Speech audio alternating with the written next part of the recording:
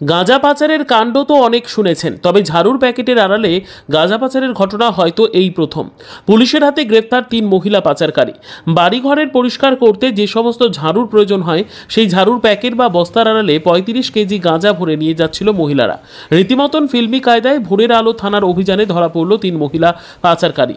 অভিনব পন্থায় গাঁজা পাচারের চেষ্টা ভেস্তে দিল পুলিশ। গোপন সূত্রে খবর পেয়ে বিন্নাগুড়ির কৃষ্ণনগর কলোনির পাগলা বস্তি বিশেষ অভিযান চালিয়ে ভোরের আলো থানার পুলিশ উদ্ধার করলো প্রায় 35 কেজি গাঁজা।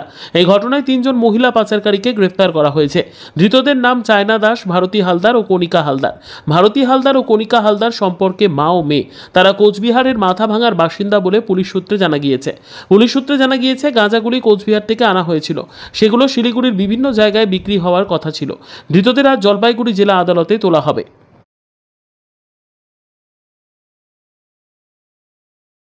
গাঁজা পাচারের কাণ্ড তো অনেক শুনেছেন, তবে ঝাড়ুর প্যাকেটের আড়ালে গাঁজা পাচারের ঘটনা হয়তো এই প্রথম। পুলিশের হাতে গ্রেপ্তার 3 মহিলা পাচারকারী। বাড়িঘরের পরিষ্কার করতে যে সমস্ত ঝাড়ুর প্রয়োজন হয়, সেই ঝাড়ুর প্যাকেট বা বস্তার আড়ালে 35 কেজি গাঁজা ভরে নিয়ে যাচ্ছিল মহিলারা। রীতিমতন ফিল্মি কায়দায় ভোরের আলো থানার অভিযানে ধরা পড়ল 3 মহিলা পাচারকারী। অভিনব পন্থায় গাঁজা পাচারের চেষ্টা ভেস্তে দিল পুলিশ। গোপন সূত্রে খবর পেয়ে বিন্নাগুড়ির কৃষ্ণনগর কলোনির পাগলা বস্তি বিশেষ অভিযান চালিয়ে ভোরের আলো থানার পুলিশ উদ্ধার করলো প্রায় 35 কেজি গাঁজা। এই ঘটনায় 3 জন মহিলা পাচারকারীকে গ্রেফতার করা হয়েছে। ধৃতদের নাম চায়না দাস, ভারতী হালদার ও কণিকা হালদার। ভারতী হালদার ও কণিকা হালদার সম্পর্কে মা ও মেয়ে। তারা কোচবিহারের মাথাভাঙার বাসিন্দা বলে পুলিশ সূত্রে জানা গিয়েছে। গাঁজাগুলি কোচবিহার থেকে আনা হয়েছিল। সেগুলো শিলিগুড়ির বিভিন্ন জায়গায় বিক্রি হওয়ার কথা ছিল। ধৃতদের আজ জলপাইগুড়ি জেলা আদালতে তোলা হবে।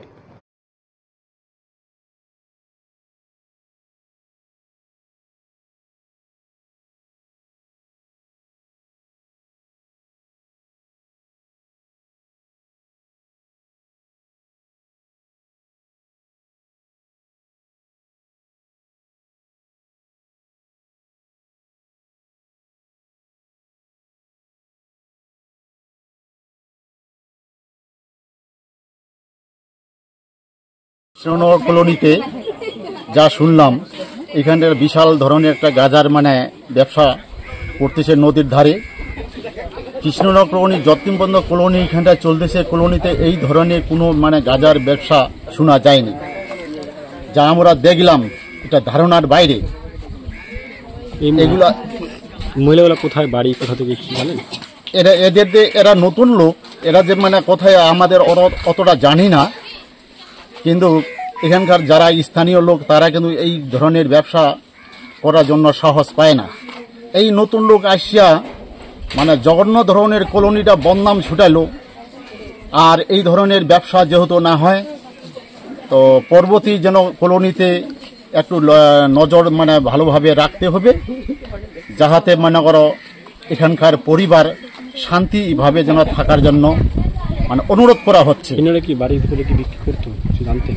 না, এরা বাড়ির ভিতরে বিক্রি করে নাকি সেটাকে আমরা কিছু জানি না।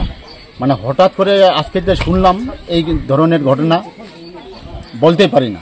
কয়জন মহিলা গ্রেপ্তার হয়েছে শুনছেন? না, এটার কয়জন মহিলা যে গ্রেপ্তার হয়েছে ওটাও জানি না। আমি তো এই মাত্র শুনিয়ে আসলাম।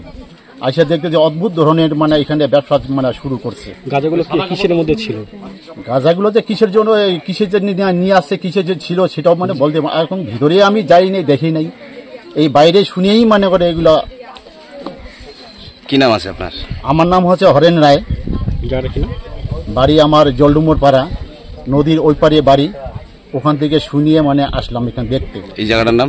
এই জায়গাটার নাম হচ্ছে কৃষ্ণনগর কলোনি পাগলা বস্তি।